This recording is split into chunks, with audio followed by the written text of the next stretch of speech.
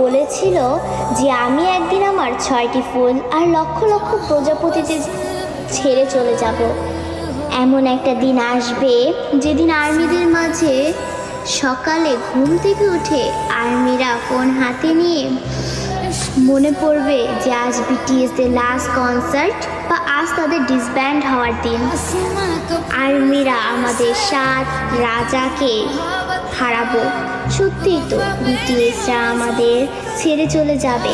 এমন একটা দিন আসবে যেদিন আমাদের ওর উপরে প্রেরণামূলক কথা বলার জন্য বা আত্মবিশ্বাসী গড়ে তোলার জন্য আরেম থাকবে না, নিজের প্রশংসা নিজে করানোর জন্য জিন থাকবে না, আমাদের স্যাড কিং সুকা থাকবে না, একটা মুচকি হাসি দিয়ে সকলকে হাসানোর জন্য যেই হোক থাকবে না, ক্যামেরার সামনে আর্মিদের সাথে ফ্লাইট করার জন্য জিমিন থাকবে না।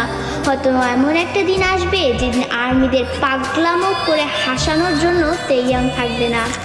হয়তো সেদিন এমনও হতে পারে বানি ইসমাইল দিয়ে র্যাপ মনস্টার বলার জন্য জাঙ্কুক থাকবে না। সেদিন হয়তো বা বিটিএস নামক ওই ব্যান্ডটা থাকবে না। হয়তো তাদের আর কোনো গান অ্যালবাম রিলিজ হবে না। আমরা হয়তো বা আমাদের 7 রাজাকে আর কোনোদিনও ফিরে পাবো না।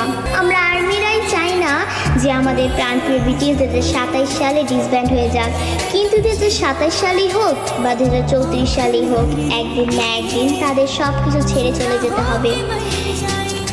ডোরেমনও তো রোবট হয়েও সারা জীবন নোবিতার কাছে থাকতে পারেনি, তবে বিটিএস মেম্বারও তো মানুষ, তারা কিভাবে পারবে আমাদের সাথে সারা জীবন থাকতে? তবে তারপরও আমি বলবো আমাদের প্রিয় বিটিএস কোনোদিনই ডিসব্যান্ড হবে না। তারা আমাদের হৃদয়ের মাঝে চিরকাল থাকবে। দিন শেষে একবার আমাদের রিয়েল আর্মিদের মনে পড়বে আমাদের